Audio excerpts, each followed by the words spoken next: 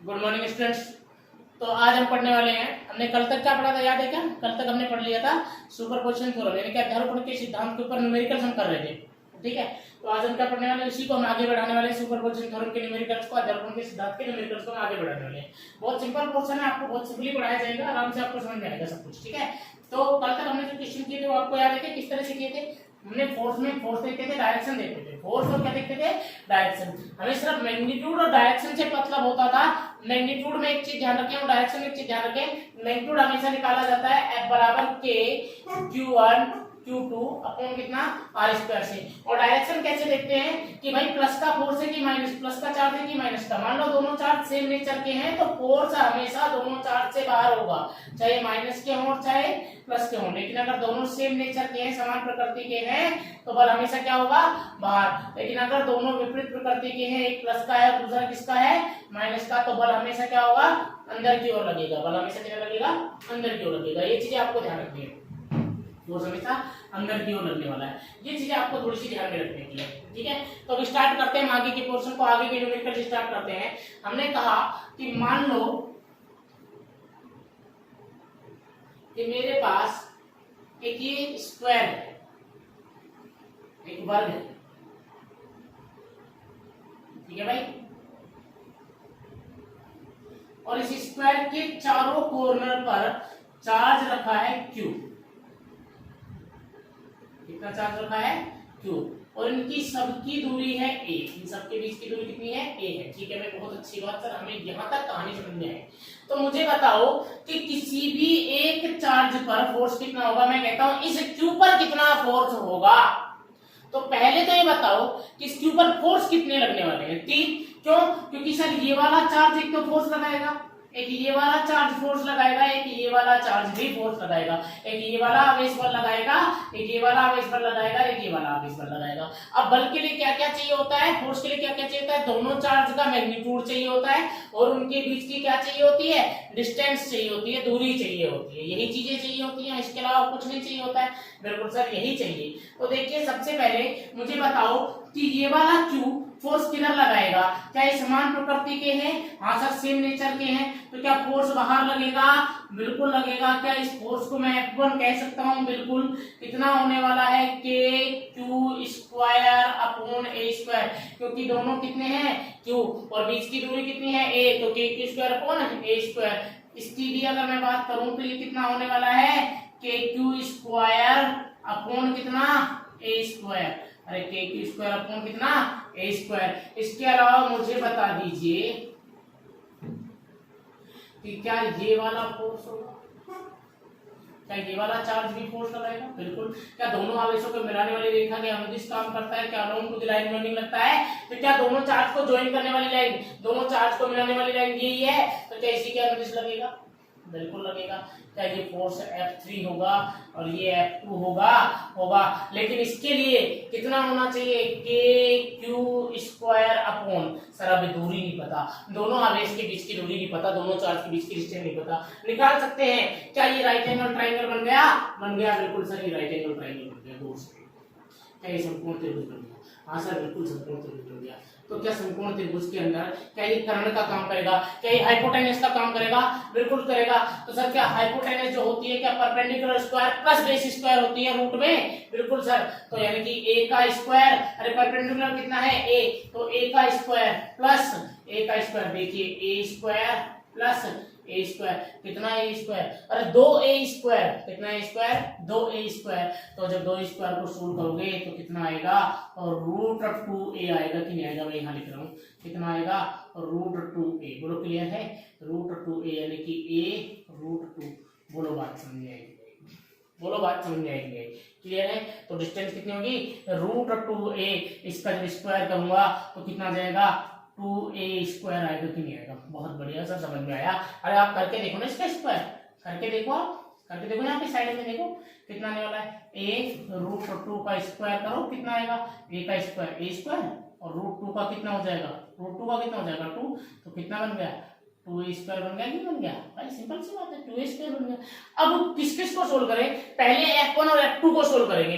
अब F1 और F2 अगर वैल्यू में सेम है, दोनों का परिमाण सेम है, तो जो तीसरा जो फोर्स आने वाला है, यानी इनका जो रिजल्ट आने वाला है इन दोनों को सोल्व करने के बाद वो बिल्कुल बीचों बीच आएगा, इधर आएगा, F3 के साथ में आएगा। तो सबसे पहले किस किस को सोल्व करेंगे, F1 व F2 को, और किस किस को सोल्व करेंगे, F1 एंड F2 को।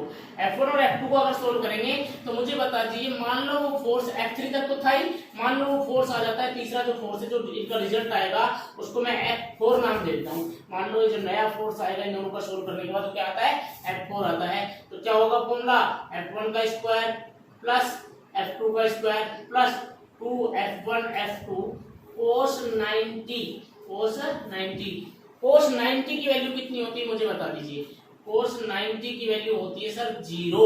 cos 90 की वैल्यू कितनी होती है, 0 होती है। तो सर F4 जो फोर्स आने वाला है वो होगा रूट ऑफ F1 का स्क्वायर प्लस कितने का स्क्वायर, F2 का स्क्वायर, F1 स्क्वायर प्लस कितना, F2 स्क्वायर। मुझे बता दीजिए क्या F1 और F2 दोनों ही बराबर हैं, तो इन्हें मैं कह सकता हूँ, हाँ सर बिल्कुल कह सकते हो, क्योंकि इनकी वैल्यू कितनी है, k2 square upon a square है, क्योंकि दोनों सेम है, F1 भी सेम है, F2 भी सेम है। तो सर F4 बराबर में कितना आ जाएगा, root of F square plus F square, मतलब root of 2F square, 2F square, मतलब F4 की वैल्यू आने वाली है, F4 की क्या वैल्यू आने वाली है, रूट 2F, अरे रूट 2F, क्योंकि 2 का रूट 2 रह जाएगा, F स्क्वायर का कितना हो जाएगा F। अब F की वैल्यू यहाँ पर मेरे पास क्या आ गया, F4 आ गया, मेरे पास यहाँ पर क्या आ गया, F4 आ गया। बोलो सर ये क्या, अब एक बात बताओ, क्या F1 का काम खत्म हो गया, बिल्कुल। क्या F2 का काम भी खत्म हो गया सर, क्योंकि हमने इनकी क्या निकाल लिए, रिजल्टेंट निकाल लिए, हमने इनके परिणाम ही निकाल लिए। अब सर F3 और F4 मुझे बताओ, अब सिर्फ इतने हिस्से को देखो आप, क्या F3 और F4 कुछ ऐसे दिखाई दे रहे हैं, बेशक नीचे की ओर है, लेकिन एक चीज देखोगे, क्या F4 इधर है, हाँ, क्या F3 भी इधर है, हाँ, क्या दोनों सेम डायरेक्शन में है, हाँ, क्या दोनों सेम दिशा में है, हाँ सर। तो क्या सेम होने पर क्या डायरेक्ट जोड़ दिया जाता है, हाँ डायरेक्ट ऐड कर दिया जाता है, इसका मतलब रिजल्ट क्या आने वाला है, F3 प्लस कितना, F4, F3 प्लस कितना, F4। F3 की वैल्यू रखिए, F3 की वैल्यू कितनी है, k2 square upon 2a square plus root 2F। F4 की वैल्यू कितनी है, रूट 2F। F की वैल्यू कितनी है, अरे F की वैल्यू कितनी है, k2 स्क्वायर अपॉन कितना, a स्क्वायर। कॉमन क्या आ रहा है, k2 square upon a square, k2 square upon कितना, a स्क्वायर। इधर कितना बचा, 1/2। इधर कितना बचा, रूट 2। बोलो बचा कि नहीं बचा, इधर कितना बचा, 1/2, और इधर कितना बचा, रूट 2। तो बोलिए कितना आएगा, k2 square upon a square, k2 square upon कितना, a स्क्वायर, और एलसीएम लिया यहाँ अंदर कितना, 2, तो कितना आएगा 1 plus 2 root 2, 1 plus 2 root 2 upon कितना, 2। ये मेरे पास क्या आ गया भैया, मेरा एफ नेट आ गया, ये मेरे पास मेरा क्या आ गया, एफ नेट। बोलिए बात यहाँ तक समझ में आपके आई है कि नहीं आई, मुझे बताइए, क्लैरिटी के साथ समझिए कि ये चीज आपको समझ में आई कि नहीं है, क्लियर है। अब इसी तरह का एक क्वेश्चन आपको करना है, और आपको करने के बाद मेरे व्हाट्सएप नंबर पे आपको इसको क्या करना है, सेंड करना है, ठीक है भैया। आपको क्वेश्चन सेंड करके मुझे बताना है सही है कि गलत है, ठीक है भाई, बहुत अच्छी बात है। चलिए देखिए क्वेश्चन क्या है, मैं कह रहा हूँ,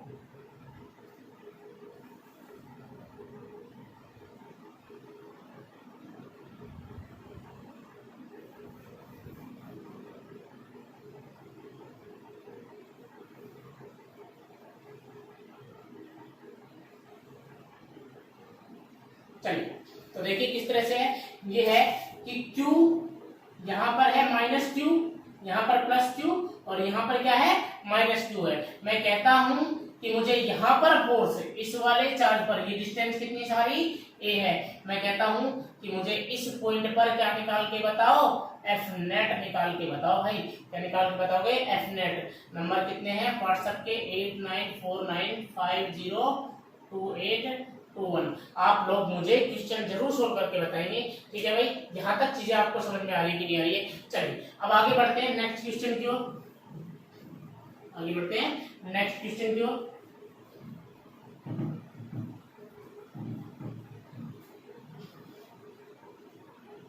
आप स्क्रीन को, अपने को एक बार स्क्रीन है तो उसको रोक के और क्वेश्चन लिख के फिर सोल्व करेंगे, ठीक है ना भाई। चलिए तो देखिए अगला क्वेश्चन क्या है हमारा, अगला क्वेश्चन हमारा है कुछ इस तरह का। मैं जितने भी तरीके के यहाँ क्वेश्चन बन सकते हैं उन सभी को पॉसिबिलिटी को मैं सोल्व कराऊंगा, ठीक है ना आप लोगों को।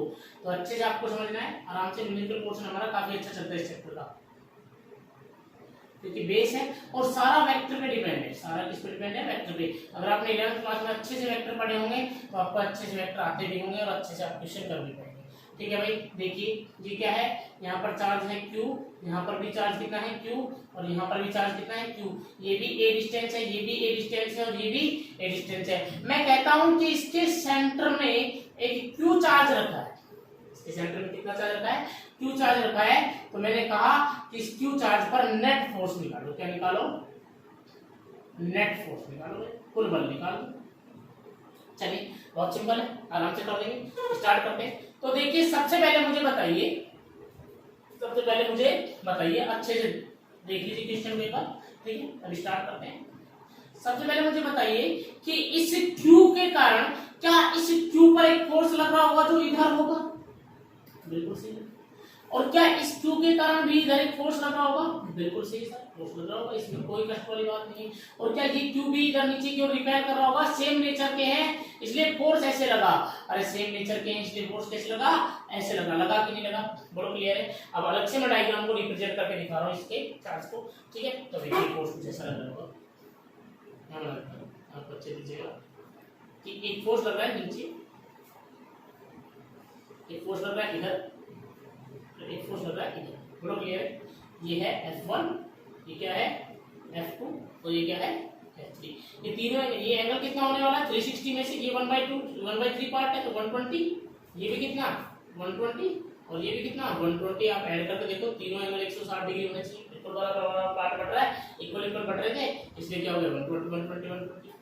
चलिए अब मैं बात करता हूँ यहाँ पे अच्छे से, थोड़ी सी मुझे बात बताइए भाई, मुझे इस F1 को निकालने के लिए क्या क्या चाहिए? पहले मुझे ये बता, पहले मुझे फोर्स तो पता चले, मैं सोल्व तो तब करूंगा ना सर, Fnet तो तब निकालूंगा जब मुझे फोर्स पता चले। तो मुझे बताइए F1 क्या होने वाला है? आप कहोगे कि सर F1 जो फोर्स है वो Q और Q के बीच में लग रहा है, तो K Q अपॉन, अरे सर ये डिस्टेंस तो पता ही नहीं हमें, सर ये डिस्टेंस तो हमें पता ही नहीं है। तो देखिए भैया,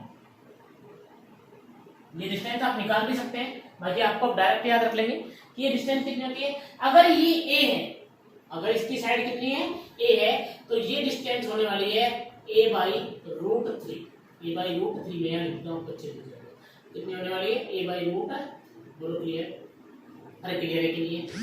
अगर ये A है तो कितनी होगी? A/√3 होगी। कितनी होगी? A/√3। चीजें यहाँ तक सबको अच्छे से समझ में आनी चाहिए। अब चलो मैं बता भी देता हूँ आप लोगों को कि A/√3 क्यों है, ठीक है। बाकी आप याद रख ले तो बहुत अच्छा है, लेकिन अगर आप निकाल ले, अगर आपको याद रह जाए तो बहुत अच्छा, क्योंकि एग्जाम में हम निकालने नहीं बैठेंगे, एग्जाम में डायरेक्ट पता होना चाहिए। चलिए फिर भी मैं बताता हूँ। मान लो इसका सूत्र है, बोलो क्लियर, एक बार बता रहा हूँ ध्यान से। मुझे ये डिस्टेंस निकालनी है, मान लो डिस्टेंस x, बोलो क्लियर, ये डिस्टेंस कितनी है x। अच्छे समझ लेना आप, फील है चीजें। मान लो डिस्टेंस कितनी है x है। मुझे बताओ ये एंगल कितना था? 60। अरे समबाहु त्रिभुज था ना, इक्विलैटरल ट्रायंगल था ना, 60 था ना, तो इसका बीचों बीच पार्ट होगा, मतलब ये एंगल कितना होगा? 30 होगा। कितना होगा? 30। अब मुझे एक बात बताओ, अच्छे से सोचना, अच्छे से सोचना, दिमाग लगा के खोल के सोचना, अच्छे से दिमाग में क्लैरिटी लाना। अगर ये डिस्टेंस की बात करूं मैं तो ये बिल्कुल बीचों बीच आई होगी। तो अगर ये A थी तो ये कितनी बच गई होगी? यहाँ से यहाँ तक की A/2 बच गई होगी, नहीं बच गई? अब बता दो, A/2 बच गई होगी। अब मैं सिर्फ इस ट्रायंगल को सोल्व करने वाला हूँ, बाकी सबको खत्म। अब इस त्रिभुज को सोल्व करने वाला हूँ। ये डिस्टेंस कितनी है? A/2 और ये कितनी है? x। x निकालिए, क्या निकालिए? x। बहुत अच्छी बात है। मुझे बताओ कि भाई ये क्या हो गया मेरा? ये मेरा हो गया कर्ण यानी कि हाइपोटेनस, ये मेरा क्या हो गया? बेस यानी कि आधार, और ये क्या हो गया? मेरा लंब हो गया यानी कि परपेंडिकुलर। मुझे रिलेशन किस किस के बीच में चाहिए? हाइपोटेनस और बेस के बीच में। अगर मैं कहूं कि लाल बटे कक्का के सूत्र से बात करूं, लाल बटे कक्का, या फिर क्या भैया PBP upon HHB, PBP upon HHB से बात करूं, HHB से बात करूं, तो मुझे बताइए कि भैया हाइपोटेनस और बेस में कौन रिलेशन बताता है?